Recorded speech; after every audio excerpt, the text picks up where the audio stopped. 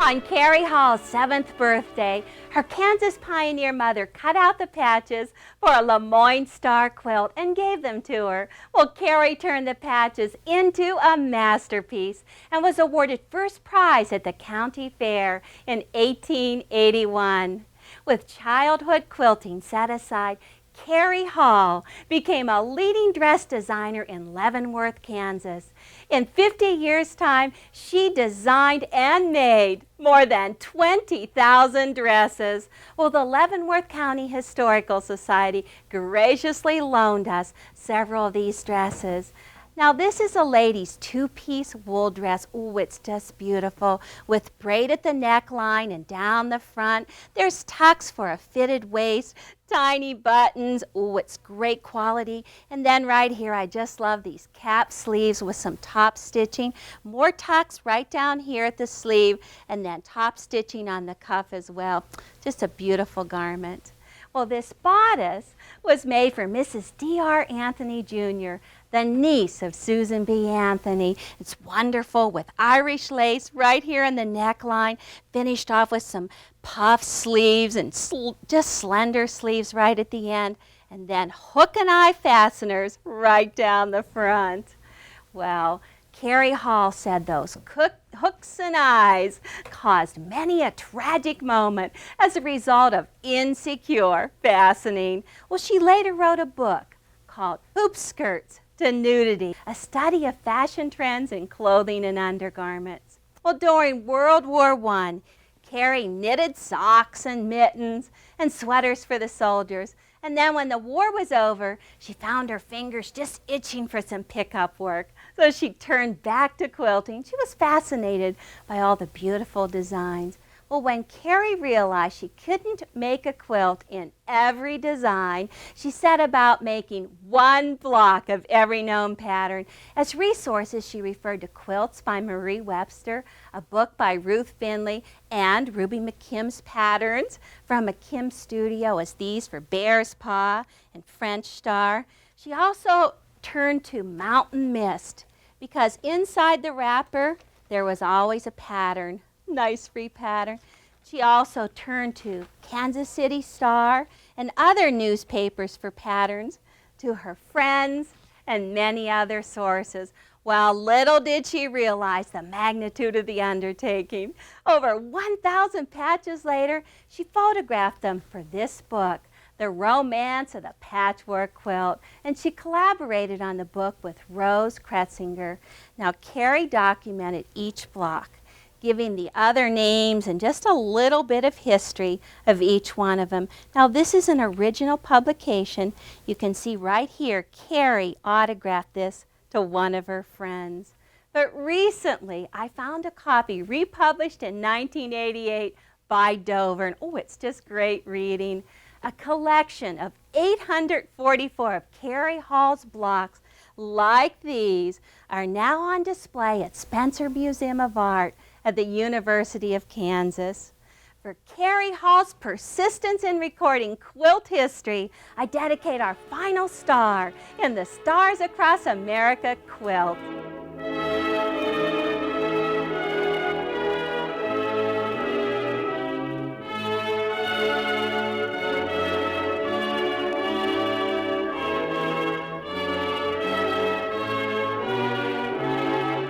Carrie Hall block is easy to do, and since it's the last block, isn't it nice to have something easy? Now, Loretta made this 4-block quilt out of the Carrie Hall blocks, and she used a beautiful floral print right in the center of the block and that same piece out in the border. Now, the center is actually a 9 patch, basically with a square in the center and corners, but rectangles on the sides, and then the points are around the outside edge, and these points are very similar to the same points I showed you on the Marie Webster star. Now, they start out with 2 rectangles, and those rectangles are 4.5 inches by 9 inches. And I have right here the dark and the light, the background, right sides together. You draw on a 4.5 inch squaring line, diagonal lines, and then just do that 1/4 inch sewing on both sides of the diagonal. Now, once you go ahead and cut those apart. You're going to do something different. This time, you're going to press the seams to the background fabric. Now, we're setting up the seams so the star points match. So press it towards the background fabric and square this piece up to 3 7/8. Oh gosh, that's a tricky one. 3 7/8, just a little bit less than 4 inches. Now, take and make 2 stacks if you want, just so they're all lined up. Line up a 6 by 6 point to point on this, and then just cut right down through on the diagonal. Let me just cut one more stack here. It's critical to get those absolutely point to point. Now I'll just stack these up. So I have 4. This piece right here is going to go like this. And this piece right here will go like that. So that's the 4 points all stacked up.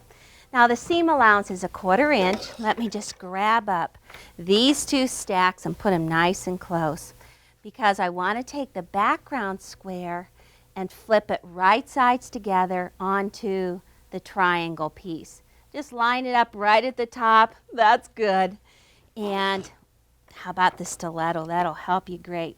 You have a square point to match right up at the top, but then down up the bottom, you've got, a good 3/8 inch tip hanging out right there. So let's just shoot that through. Well, it was interesting reading Carrie Hall's book, because we talked so much about the 1/4 inch seam allowance. Well, she didn't cut pieces, of course, with a rotary cutter. She did all template drawing, and she talked about the seam allowance, and she said, well, if you want to use a 3/8 inch seam allowance, that's great, but just make sure you use that consistently throughout. She said, but the best seam allowance is 3/16 of an inch. Can you imagine that? Interesting. It's amazing how times have changed to do 3/16 of an inch, and we do all the quarters. Okay, line that up right here, and then just push that right through. Now, once you have all 4 sewn right along there, you pull this off. You're just going to finger press the seam so that it's behind the triangle. So if we just go ahead and go like this, because these are biased right now, so you want to just finger press them behind the triangle. Let's see if I can get these going. It is interesting how times have changed. I noticed that as I read her 2 books, and I really did enjoy reading them, and particularly the one, Hoop Skirts to Nudity. What a difference in the time change. She talked about Ebenezer Butterick. Ebenezer Butterick actually discovered the paper patterns in 1871, and it's unique. Okay, that's how that's going to go. Now they're all stacked up like that. This one's going to go on the second side. So let me just go ahead, and I'm going to take and flip this piece right sides together onto this one. Again, I have a square point up here. I've got that tip hanging out at the bottom. Okay, let's 1/4 inch seam, no 3/16 of a here. Line that up and just assembly line sew those all through. Well, anyhow, now they have paper patterns. What a blessing, because all of the critics, people that were watching what was happening with the fashion trends go, thank heavens, ladies have paper patterns, and they can go back to dressmaking, because, oh my goodness, the ladies have gotten away from dressmaking. They're restless, and they're worshiping the false god of suffrage. Fun. Things have changed. Okay, let me just butt this one right on behind, and I've got all 4 of them lined up perfectly. Okay, let's check the seam. It's looking good right there. I've got a perfect 1/4 inch along there. And once again, you're just going to finger press them so that the seam is behind the triangle. That way then you don't disturb that bias edge. Press them and clip them apart, and we're ready for that center. Oh, and that's the easiest part. So all you need for the center are squares and rectangles, and remember 3/4, because right here the corners are all 2 3/4. This piece is 4 3/4. So the piece that has to fit right in here is 2 3/4 by 4 3/4. What measurements? Well, forget that because I already sewed one together. Goes together so easily. And whenever you press the final seams, this is how it goes on the back. You're pressing always the seams towards the rectangles, towards the blue, the dark blue in this one. And then the last one goes all into the center, so that whenever we take this piece, what we've been doing is setting ourselves up so that when we take this star piece right here, when you match that up right along there on both sides, you've got the seams going in opposite directions. Looking great, so that you can just match those. And right along here, you want to make sure that you sew right across that point. So we're going to work on two opposite sides. Got those tips hanging out on the end. Ooh, a nice 1/4 inch tip up there. And then line that up. Open it right here. Roll it in. Make sure that's all matched. Hold that down with the stiletto. And then here, your seam should go right across that point. Make sure you've got that flat. And ooh, perfect stitching. And then one more time, match that up right there. And then just do it so that you have that 1/4 inch tip hanging out. Now this is one side.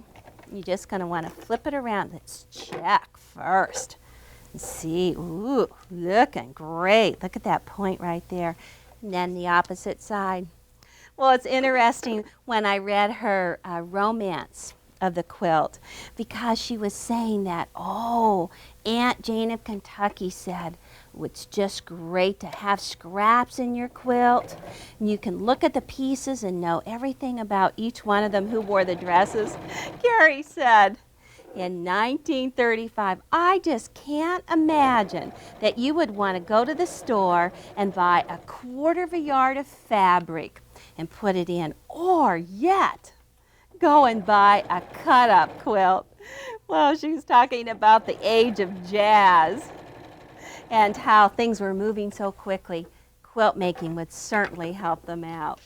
Okay, that's the two opposite sides. All we need to do is just add these pieces on the remaining two sides, and your block will be finished. My sister Patricia Nagel did some pretty things with her fabric on the Carrie Hall block. She selected a pansy fabric, and then she planned it so that the pansies are right in the very center of that 4 3/4 inch square. And then whenever she set the block together, she did a special treatment by sewing star points to the lattice. And then once again, the center of the star has more fussy cuts right in it. And then that beautiful piece she used in the block is out here in the binding. Ooh, it's just beautiful. We love flowers. Now, if you want to do a fussy cut, select which flower you want to center and then get a piece of template plastic. And right here, this is the flower that I'm centering, and it's right on top.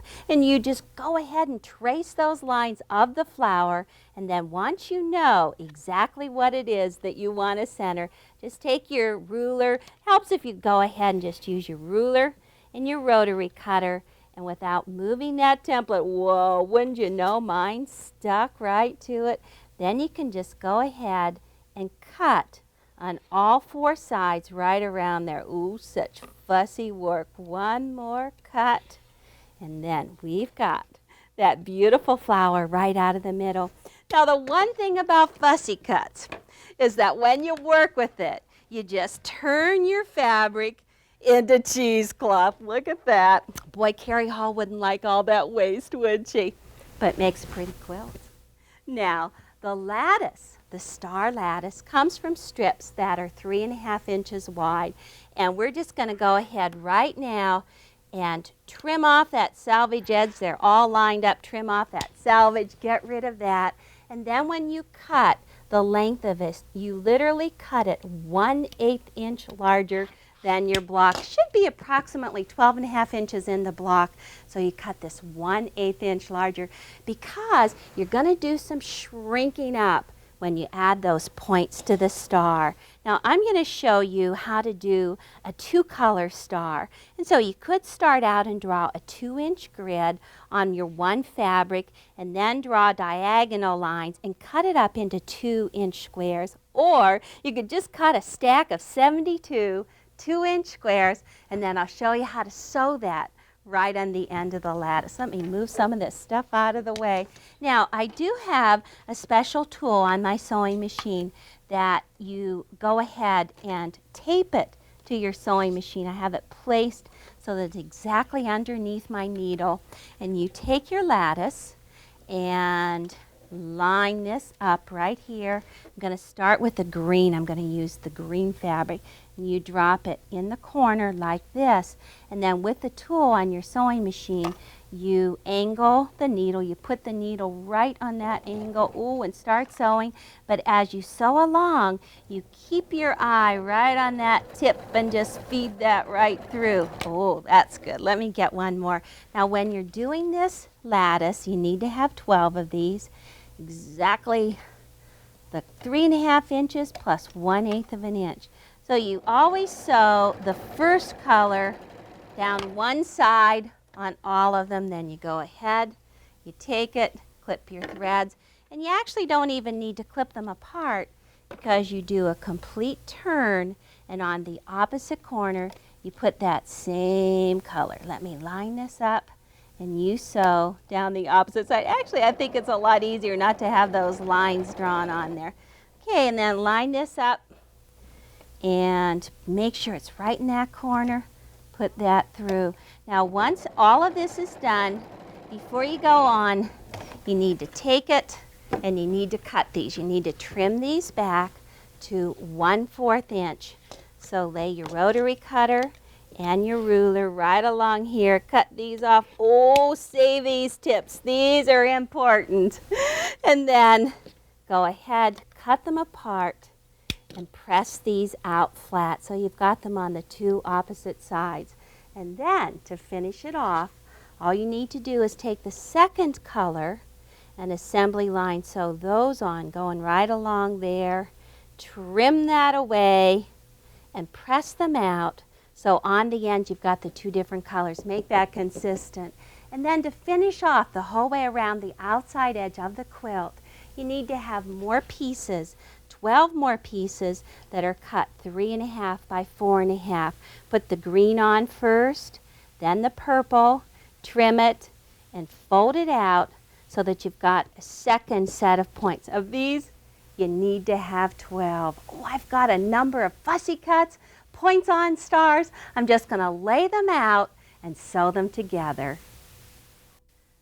The fussy cuts and 2-color stars look great in this top. I'm just finishing it up and getting it ready for machine quilting. Now first, I laid down the backing with its right side down, and then on top of that I put 100% cotton, and on top of that I placed the quilt top right side up and then just smoothed it from the center out. Now I'm safety pinning, and I saved just 2 for you. I'm using a pinning tool to make it easy to put in these 1-inch safety pins. So you just take your pin, and whenever it pops up, you just take it into the groove and close it like that. Now on a small quilt, maybe your hands won't hurt after doing these safety pins, but if you do a king-size quilt, you might end up with 400 pins. Next, you need to do some machine quilting to anchor it. Now I put on my walking foot. Just go ahead and put on your walking foot, put bobbin thread to match your backing, maybe invisible thread in the top if you'd like. And then take stabilizing stitches down through the center. Walk right through the lattice going down through the middle this way, and then go across the opposite way to stabilize it. Now, we've got all of these points on these stars going up and down and around. And you could use your walking foot, but it's actually easier to stitch in the ditch using free motion machine quilting. I want to show you how to do that. The first thing you need to do is drop your feed dogs. You see right here, the feed dogs are lowered so they're not even with the plate. And I put on my darning foot. Sometimes it's called your embroidery foot. So get your machine set up. Then as soon as your machine is ready to go, just roll up that quilt. We've got to work from the center out and hold your quilt in place with clips like this, and make it tight. Actually, cotton batting is just great inside your quilt. You might want to try wool batting because that rolls up really tight. Now take this and just slip it right into the arm of your quilt, right in the inside. We want to start in the middle like this. Now, normally you do a position, a hand position like this. Make your hands in the shape of a triangle and you spread your fabric and then you can move it around. Now, when you do this, you tend to raise your shoulders just a little bit and put some tension in your arms. If you have arthritis, you might find it easier to use this tool because you can use this as a steering wheel just to go ahead and drive this around. So when you put this down, put it on the fabric and then just spread it apart a bit. And right where you're going to start, drop your presser foot, hold on to the top thread, and then just drop your needle in and pull up the bobbin thread. Ooh, there's the bobbin thread, looking good. Okay, now I'm going to just hold on to that to lock my stitches, and I'm just going to go one direction and then back and then in the other direction again. If you have needle down or needle in, use it. It's going to help you. Okay, and once you've got your stitches locked, just cut them off. Okay, we should be ready to drive now. Okay, keep your eye on the fabric. You don't have to watch the needle. Just take some nice even stitches. When you get right here, you're going to leave your needle down, change your position and go in the opposite direction. Leave your needle in if you want. Move your tool if you have to. You're going to go over to the side. See, this is the advantage of using this with all of the stars, because then you don't have to do all of that starting and stopping, pivoting, raising your foot, turning your direction. Right here, move your tool if you need to, and then just keep on outline stitching. And you can go around all of these stars as well, and actually it would be better if you had invisible thread in, or at least thread to match your background fabric so that you don't see it, especially if you're not real good at it. But you can just go ahead and go around all of these stars. Do it a lot quicker than with a walking foot. Okay, I'm nearly around the whole way, and all I really need to do is just add some binding around the outside edge. My quilt will be finished. I enjoyed reading about pattern identifications in Carrie Hall's book. She said the most popular patterns were star patterns, and she identified over 100 of them. Now, the next most popular patterns were from nature, as Grandmother's Flower Garden. Oh, this one is beautiful, and fabrics from the 30s. You can see the green path meandering through the garden. It was also known as French bouquet. In colonial days, hexagon quilt patterns were called mosaic or honeycomb, and rose patterns, particularly the Rose of Sharon, were also popular. Now, the next pattern is a favorite of mine. This is Lady of the Lake, and it originated in Vermont in 1810. Well, heroic tales of Sir Walter Scott were especially interesting to both men and women. Ooh, the cool blue water triangles are so relaxing. Now, Carrie said, this is one of the few patterns which has never been known by any other name. Ooh, now the next one has several names. It originated in western Pennsylvania and Ohio in 1850 as bear's paw. Ooh, these sure look like claws to me. But out on Long Island, there weren't many bears, so they called the same pattern duck's foot in the mud. Well, that makes a lot of sense. And then it's not surprising that the Quakers of Philadelphia called it the Hand of Friendship. Ooh, name identification is just such great fun. This is another one of my favorites, Jacob's Ladder, and it's a name that's commonly recognized. This one's just so bright in 30s fabrics. Well, in New England and Virginia, it's called stepping stones. You can just step right down that path. In Pennsylvania, the Tail of Benjamin's Kite. In Mississippi and the Prairie States, Trail of the Covered Wagon. And in Western Kentucky, The Underground Railroad. Well, what a lot of different names.